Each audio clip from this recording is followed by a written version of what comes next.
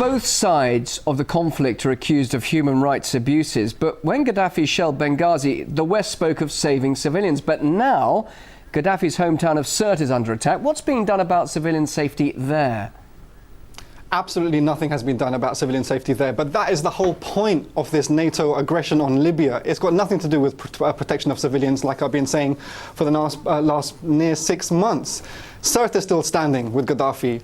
Ben Walid, frankly, anyone with an ounce of humanity will see that as a heroic resistance. Something like Guernica, something like Fallujah.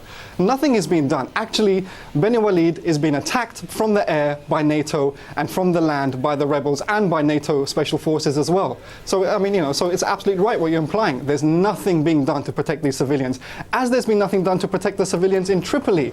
Now, all due respect is to Russia Today with Maria Fanishina, who's done one of the, I think, only reports about the actual reality of the situation in Tripoli, which is an absolute regime of bloody fear and domination against anyone showing any sympathy with Gaddafi. The journalists go to Abu Salim, go to Salahuddin and speak to the people. They dare not go there because these are mass districts, the biggest working class districts of Tripoli, which are still loyal to Gaddafi.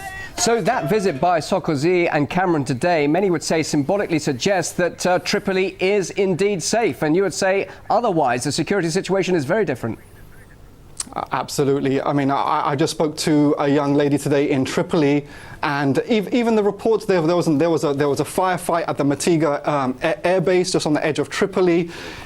Mr. Jalil, NATO's head guy in the rebel slave council, as I call it, to NATO, he said in his speech to in Green Square just the other day that the Islamists will never take over, and and he said to his rebels, do not attack the women and children, leave them out of this, which is an admission from the NTC. It's an admission from Mr. Jalil that his rebels have been attacking women and children.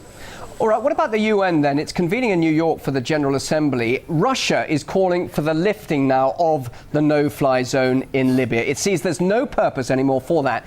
Is there any chance that NATO countries might actually do that, or do you see this campaign continuing? No, there's no way NATO countries are going to do that. I mean, the rebels have said several months ago, if NATO stops its air campaign, they will lose within days. And that's the case. Now, Sarkozy and Cameron go to Benghazi, and who stands behind them? Bernard-Henri Lévy, who is the arch-French Zionist. Wherever you find this man, you will find Zionists and the West dirty plans against the countries of the global South.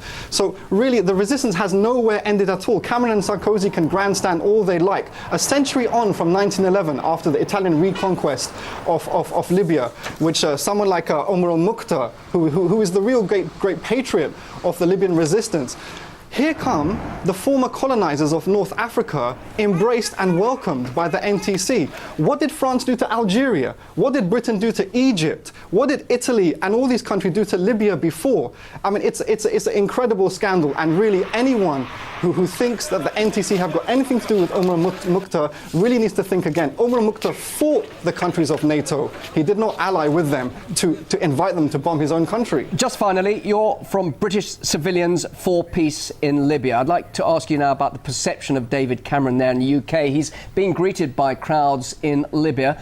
What about his standing in the UK as a result of this campaign?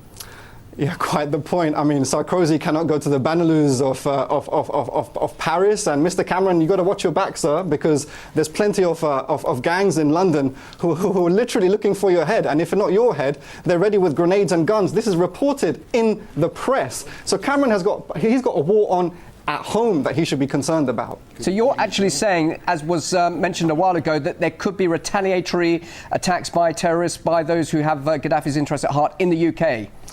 No, this is a problem. This is a homegrown problem that Cameron has. But absolutely, you're right. Gaddafi is a person who has support freedom fighters against the West before, in unconventional means before, across the world, and he may do so again. And in terms of equalising the conflict, that's the only option that Gaddafi really has. All right, Sukant, thank you very much indeed. Sukant Chandan, spokesman for British Civilians for Peace in Libya, live there in London. Thank you.